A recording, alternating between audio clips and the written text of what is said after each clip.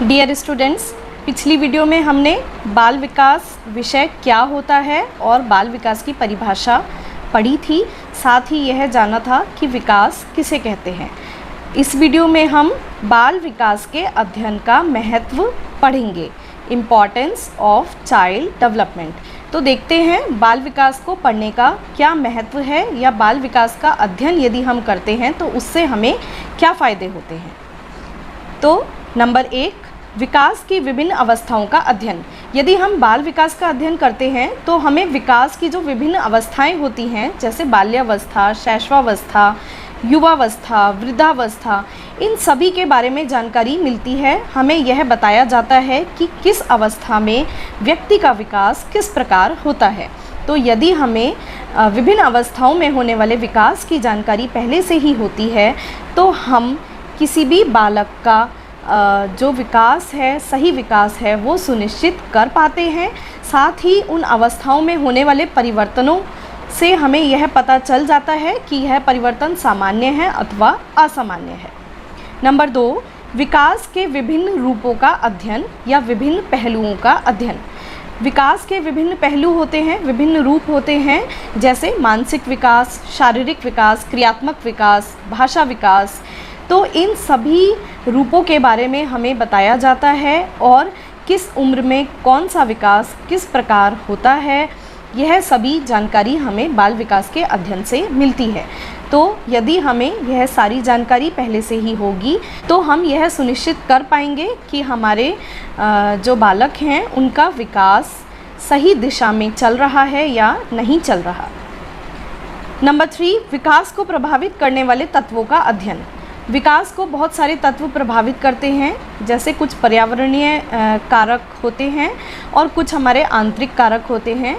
तो उन सभी तत्वों के बारे में हमें बाल विकास में जानकारी दी जाती है कि कौन कौन से तत्व विकास को प्रभावित करते हैं, ताकि यदि बालकों के विकास में कोई भी समस्या आती है तो हम उसको प्रभावित करने वाले तत्व का पता लगा पाएँ समय पर ही और बालकों का सही विकास सुनिश्चित कर पाएँ। नंबर 4, बालकों के व्यवहार को समझने में सहायक। बाल विकास के द्वारा हम बालकों के व्यवहार को समझ सकते हैं और बालकों के व्यवहार को समझकर हम उसको सही दिशा में नियंत्रित भी कर सकते हैं। साथ ही हमें यह पता होगा कि बच्चे का व्यवहार सामान्य है या असामान्य है। यदि असामान्य व्यवहार है तो हम उसको शुरू से ही सुधार की ओर ले जा सकते हैं। बालक व्यवहार की समस्याओं तथा असमानताओं का अध्ययन। बालकों के कुछ व्यवहार सामान्य होते हैं और कुछ असामान्य होते हैं। इसी प्रकार से कुछ बच्चे तो सामान्य होते हैं लेकिन कुछ बच्चे समस्यात्मक भी हो सकते हैं, जैसे किसी बच्चे को अत्यधिक क्रोध आता है या किसी बच्चे में झूठ बोलने की आदत पड़ जाती है।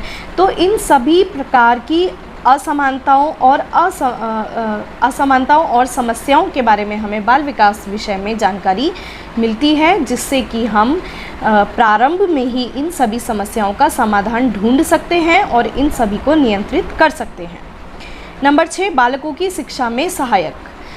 यदि हमें विकास की सही जानकारी होगी और हमें यह पता होगा कि किस उम्र में बच्चे का विकास किस प्रकार होता है और विकास के लिए कौन कौन से कारक उत्तरदायित्व होते हैं, तो हम बालकों की शिक्षा को सही दिशा में ले जा सकते हैं और बालकों को अच्छी शिक्षा दे सकते हैं। नंबर 7, व्यक्तित्व निर्माण एवं अध्ययन में सहायक। बाल विकास का अध्ययन करने से हमें व्यक्तित्व के अध्ययन में सहायता मिलती है। हमें व्यक्तित्व के बारे में पता चलता है कि व्यक्तित्व कैसा है, व्यक्तित्व का विकास ठीक हो रहा है या नहीं, और व्यक्तित्व के निर्माण के लिए जितनी भी जानकारी है वो सभी हमें बाल विकास में मिल जाती है। उत्तम निर्देशन में सहायक। बाल विकास में व्यक्ति के विकास के जितने भी पहलू हैं उन सभी की हमें जानकारी मिल जाती है। साथ ही हमें उन्हें जो व्यक्ति की समस्याएं हैं, उसके व्यवहार की जो समस्याएं हैं, उन सभी को हमें हैंडल करना आ जाता है, जिससे कि हम व्यक्ति को या बच्चों के जो उनका भविष्य है उसका हम निर्देशन कर सकते हैं। उनको हम शुरू से ही दिशा निर्देश दे सकते हैं ताकि हम एक अच्छे नागरिक का निर्माण कर सकें।